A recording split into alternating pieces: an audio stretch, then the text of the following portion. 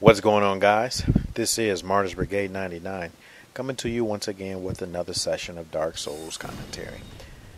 Alright, so we're in Darkroot. We just received the Lord Vessel,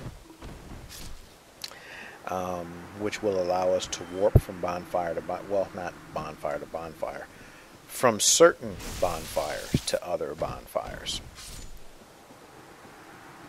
So now we're going to go ahead and pursue the Abyss Ring.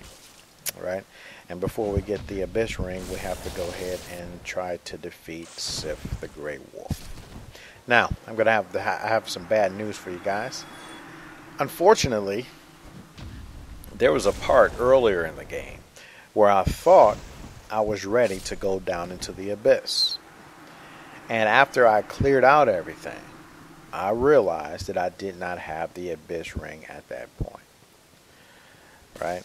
So, unfortunately, when you guys see me go toward the abyss this time to go fight the Four Kings, it will be with me already having defeated those globs.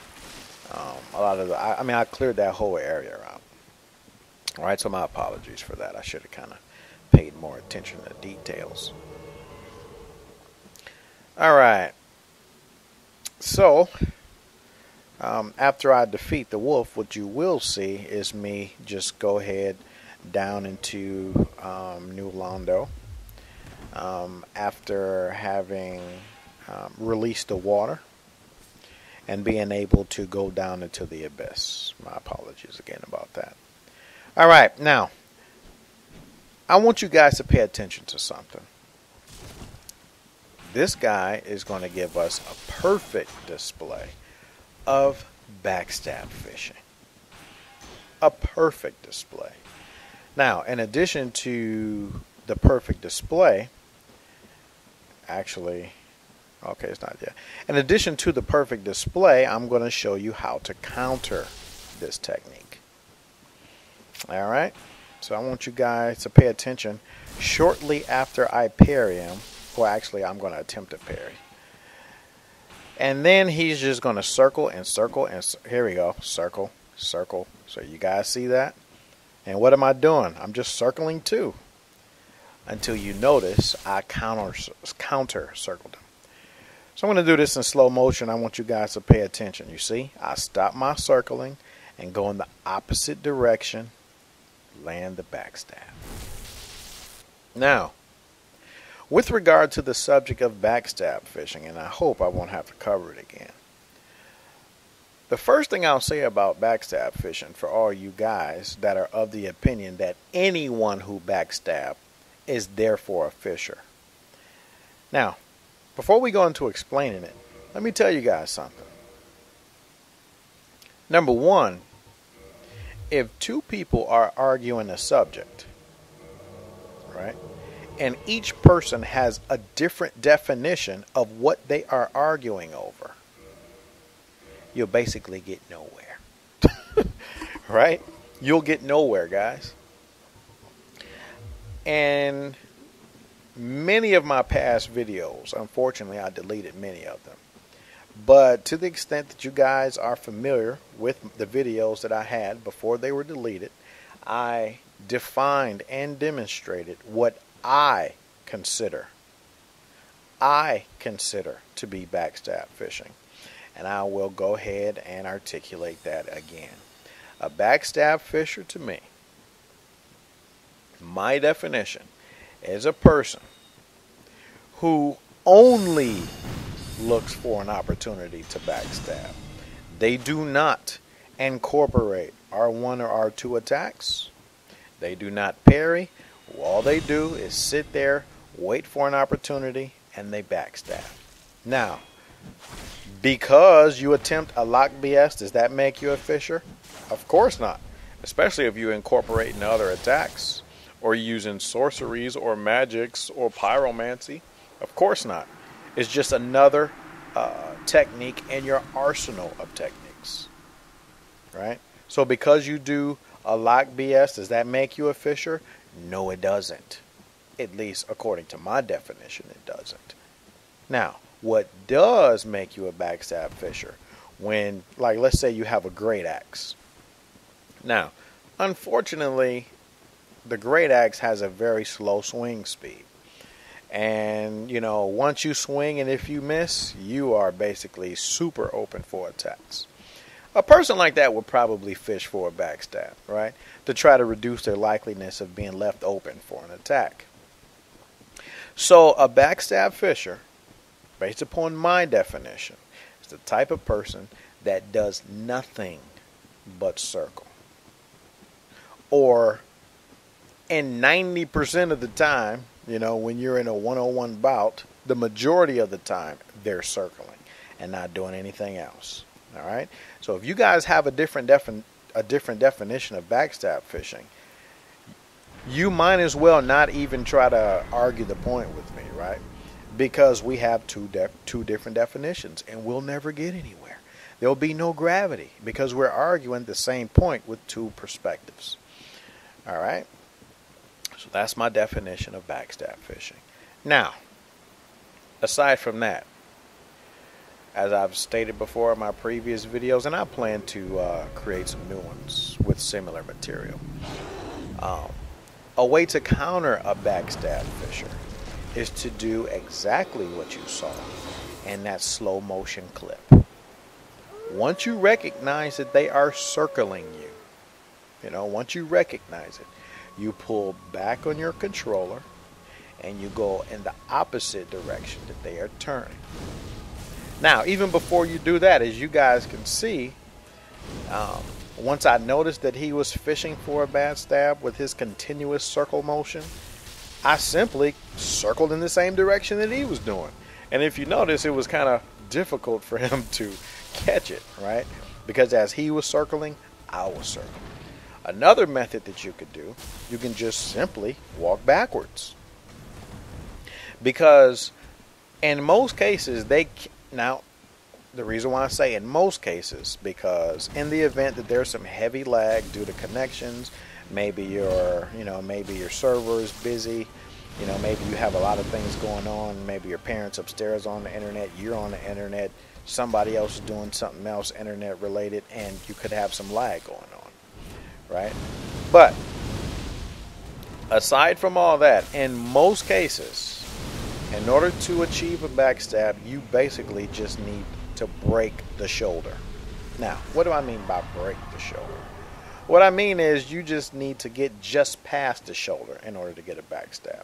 You do not have to be directly behind the back. So, you see somebody trying to do a lock BS or approaching you from the front, another way to fend against it is to simply move back. And in most cases, because they're moving back while you are moving forward, they cannot break your shoulder. Another technique, and this is a technique that I use 90% of the time when I am not using a rapier, right? Because unfortunately for the rapier, you cannot use the kick motion, right? That kick is replaced with some type of high-speed backstep rapier thrust type of deal. But 90% of the time, when I'm using a weapon other than a rapier, when I see them running straight at me, I kick them. And in 90% of the times, their lock BS attempt will fail. In most cases, it will fail. Now, if you kick too late, it might not fail, right? If you kick too early, you know, even before they get to you, it might not work. But to the extent that your timing is correct, in most cases, you see someone approach you with a lock BS, don't panic, you know, don't start crying, fisher and all that. You find a way to counter it. You kick them. All right, so enough about that. I might come up with another tactics video where I cover backstab defenses, and I did it once before. I think it was my Just Another Day in the Berg series, but I'll do it again. And you guys won't have to worry. I won't be deleting any more videos. All right. So as I said before, we're going to go ahead and try to defeat the 4 kings, but we're going to go ahead and try to get a high-speed invasion going on. This is another area that's popular to me. I like to invade in this area basically because You know, hey, as a Dark Wraith, I like to be a prick. And this is one of those areas where some people have a lot of trouble, right? Because there's those ridiculous ghosts that you can get gangbanged by, and the lower levels where the Dark Wraiths are. You know, a lot of times people do not like to be interrupted in those areas. And quite honestly, I wish they wouldn't have made some of the changes that they did in the patch. Because prior to the patch, if you guys are familiar with Dark Souls, prior to the patch, New Londo Ruins was pretty difficult, right? Because now, if you guys are playing post-patch, okay, he was doing it. Okay, back to what I was saying. Now, if you guys are playing post-patch, what you will notice is you will, jump down to that lower level where the water is. And once you're down at that lower level, you don't really get gangbanged by the Dark Wraiths. I mean, you have to kind of run toward those pillars, and then that one will attack you. But the other ones in the other areas will not attack you. All right. Prior to the patch, if you didn't hurry up and kill one, and I mean hurry up, you got gangbanged. Right? And I guess some people were making complaints that area was kind of difficult. I wish they wouldn't have changed that. But anyway, it is what it is. All right. So we got a, all right win. I mean, it was really nothing spectacular about it. I just included it, just for the sake of having PvP. And here I am, about to fall over this ridiculous bridge. All right, so I'm going to use the transient curse.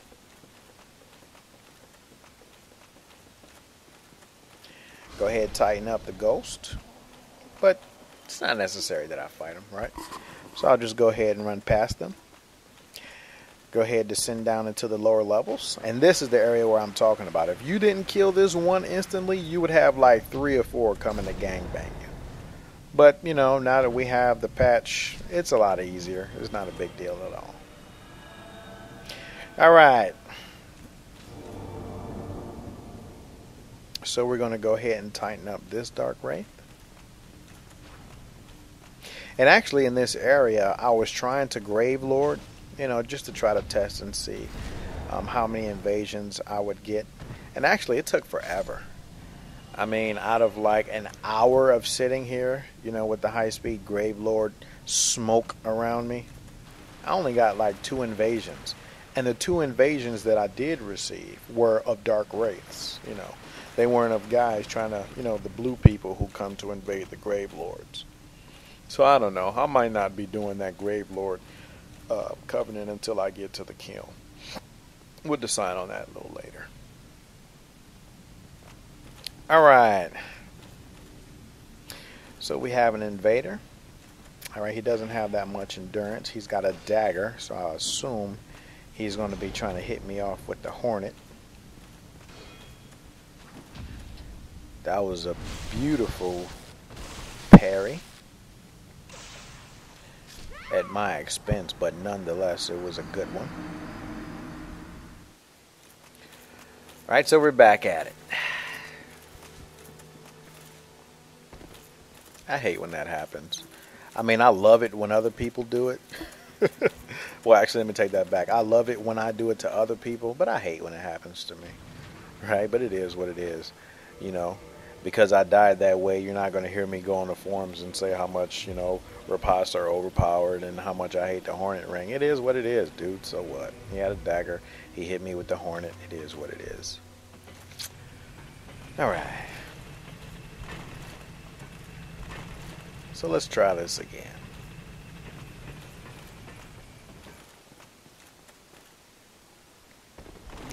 Same route, New Londo Ruins.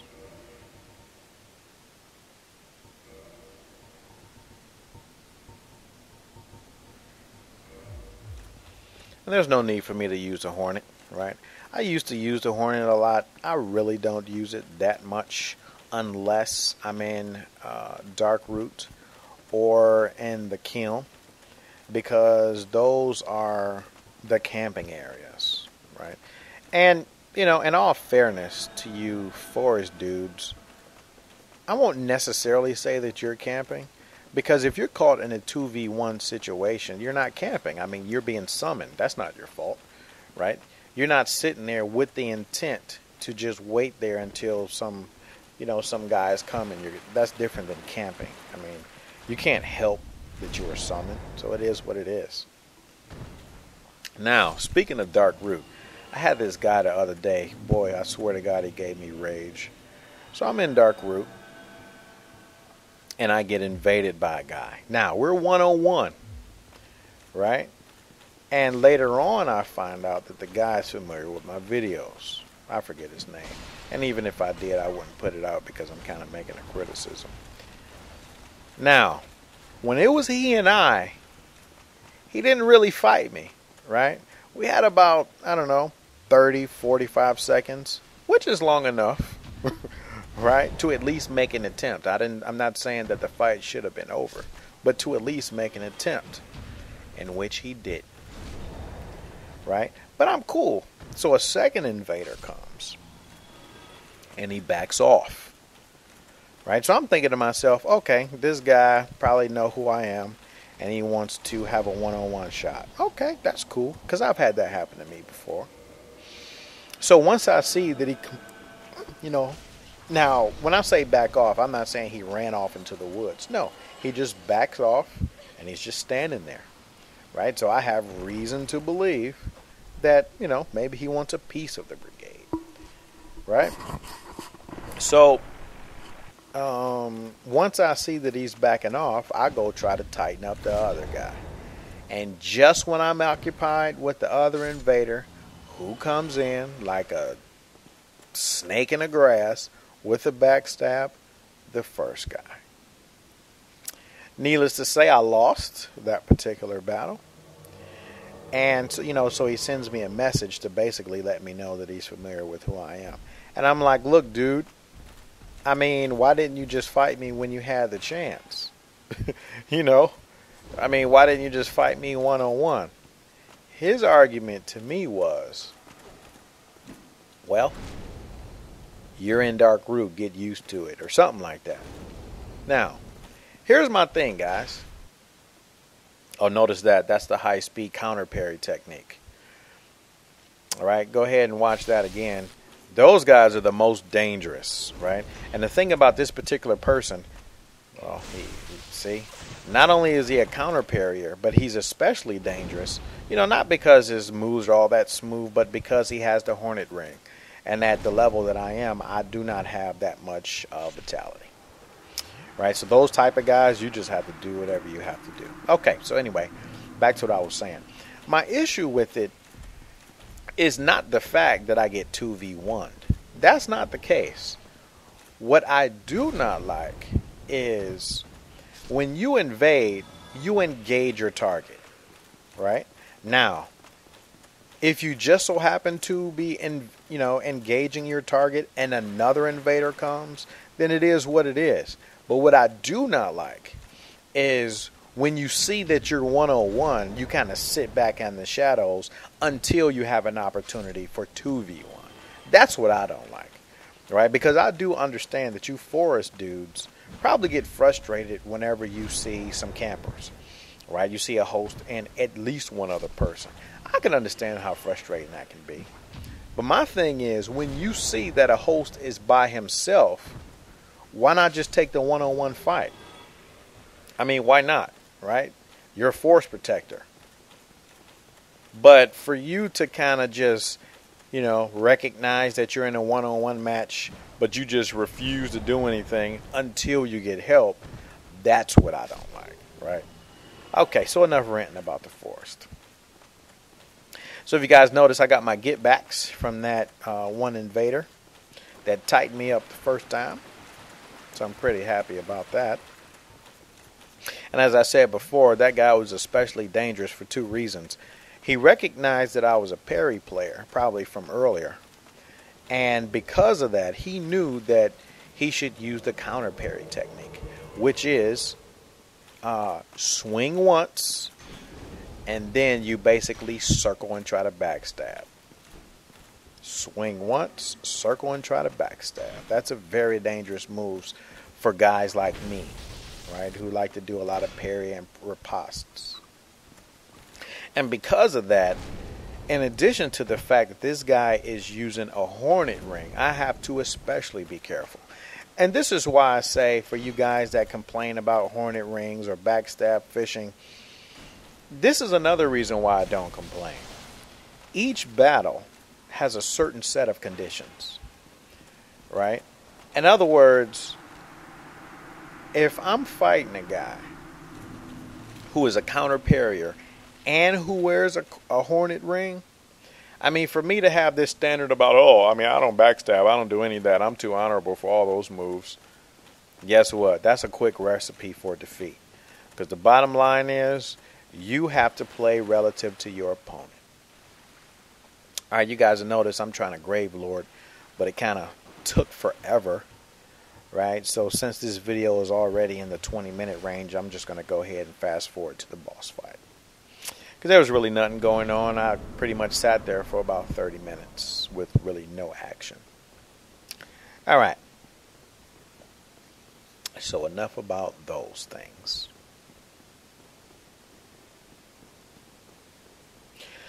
All right, so we're just going to go ahead and descend down the spiral stairs. And if you guys notice, I'm going to go at it alone with my trusty rapier. I don't need to switch to another weapon. Right, not knocking anyone who does, but in the brigade, as I said before, we use rapiers for PvP and PvP. All right, so we're going to see how we fare against the Four Kings. All right, things to keep in mind. Basically, you can just dodge these attacks, right? I remember when Dark Souls first came out, one of the popular ways to defeat the Four Kings, and well, the reason why I say popular is because there were a number of YouTube videos displaying this technique. What they would do is they would use that pyromancy. I think it's called the Iron Flesh or Flesh of Steel, something like that. I think it's Iron Flesh.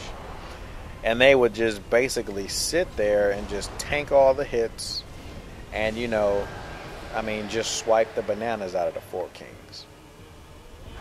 And that was a technique that, because it seemed to be so popular on YouTube, I'm assuming that it was a popular one. But, you know, as you kind of learn the moveset, then you should also learn that there are alternative ways to defeat the Four Kings. You know, one way that I'm doing, you know, you kind of stay relatively close. Because if you stay relatively close, to the extent that you are hit, the damage, I mean, you know, it'll drain your HP, but not as much as it would if you were kind of a little more far out from them. All right, the further you are away from the Four Kings, the more those slashes and swipes can take more damage from you. Right, but this is the downside. Like that particular move that I dread. Sometimes if you don't have a flip ring equipped, it's kind of hard to dodge that move. Right. But if you guys notice, I try to, you know, just go ahead and dodge, roll those attacks, and get my attacks in.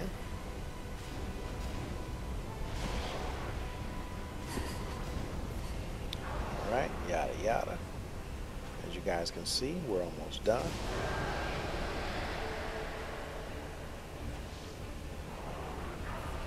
Okay, I was able to dodge that one. And I hate that move. Alright, hit the Estus. Alright guys, I'm just about finished the Four Kings, so stand by for the next video of the series.